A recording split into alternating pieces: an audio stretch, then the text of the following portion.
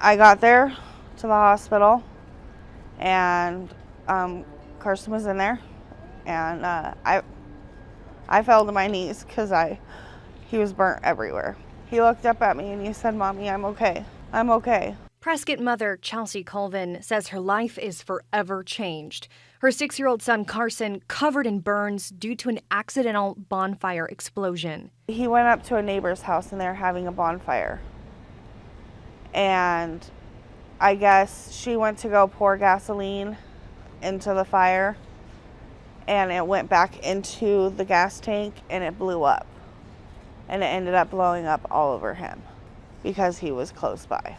It happened Sunday. Colvin says it's been a blur. 70% of her son's body covered in 2nd and 3rd degree burns. Went back to see him with tubes and wrapped around his whole entire body, and he was not my Carson. He's very swollen right now. They unwrapped his face. You can see his mouth, his nose, and right now they have his eyes covered.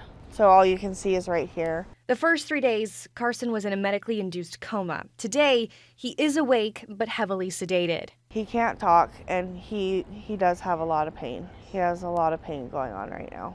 He can shake his head, yes. Though Carson is expected to make a full recovery, the road ahead will be long and difficult. We can't predict it because there are infections, sickness. We can't just know that he's going to be okay. He's going to be here for months at a time. I'm going to be here for months with him. I won't leave. I don't want to leave. The woman responsible for this, Colvin tells me, is a friend. It was a neighbor. She watches the kids sometimes for my ex-husband, but she loves my kids, and I don't think any of this was purpose or anything like that. Now, Colvin wants to make sure other parents know proper bonfire safety. Don't use gasoline on a fire. Don't do it. Don't be around propane. Just make sure you're aware of all of your surroundings, and please just make sure your children are safe. So heartbreaking, and doctors say 3rd-degree burns are some of the most painful injuries a person can endure.